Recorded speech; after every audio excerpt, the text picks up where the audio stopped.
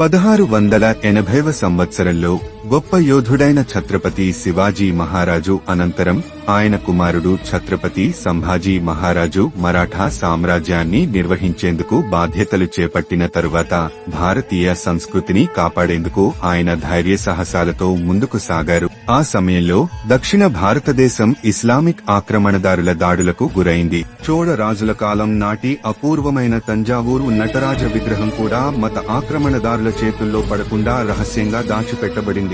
ఈ విషయం తెలుసుకున్న సంభాజీ మహారాజు ఆ విగ్రహాన్ని తిరిగి ఆలయంలో ప్రతిష్ఠించాలని సంకల్పించారు. ఆయన ధైర్యవంతమైన సైనికులతో కలిసి విగ్రహాన్ని దాచిపెట్టిన రహస్య స్థలం నుండి వెలికితీసి గురువుల సహాయంతో ఆయన స్వయంగా తన పవిత్ర చేతుల ద్వారా నాట్య నటరాజ విగ్రహాన్ని ఆలయంలో ప్రతిష్ఠించారు.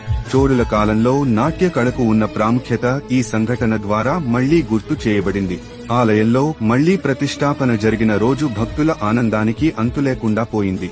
సంభాజీ మహారాజుని కీర్తిస్తూ ప్రజలు సంబరాలు జరుపుకుంటూ ఘనమైన ఉత్సవాలు నిర్వహించారు. కేవలం భారతీయ సంస్కృతిని రక్షించడమే కాకుండా సంభాజీ మహారాజు యాదృచ్ఛికంగా మన చిరస్మరణీయమైన వంటకం సాంబార్ పుట్టుకకు కారణమయ్యారు.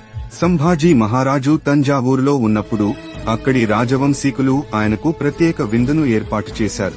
అయితే వంటశాలలో ఉన్న ప్రధాన వంటవాడు ఓ కీలకమైన పదార్థమైన కోకుం అంటే రెడ్ మ్యాంగోస్టీన్ లేకుండా వంట చేయాల్సి వచ్చింది. కోకుం అందుబాటులో లేకపోవడంతో కొత్త రుచిని ప్రయత్నిస్తూ టమాటా, చింతపండు, మసాలాలు, పప్పును కలిపి కొత్త వంటకం తయారు చేశారు. ఈ వంటకం సంభాజీ మహారాజుకు ఎంతో నచ్చింది. ఆయన ఎంతో ఇష్టంగా ఆహారం స్వీకరించడంతో దీనికి సంభాచే ఆహార్ అంటే సంభాజీకి ఇష్టమైన ఆహారం అనే పేరు పెట్టారు. కాలక్రమేణా ఇది మారుతూ సాంబార్ అయింది. ఈ విధంగా ఛత్రపతి సంభాజీ మహారాజు ఒకవైపు భారతీయ సంస్కృతిని రక్షించగా మరోవైపు మన రుచికరమైన సాంబార్ పుట్టుకకు సాక్షిగా నిలిచారు.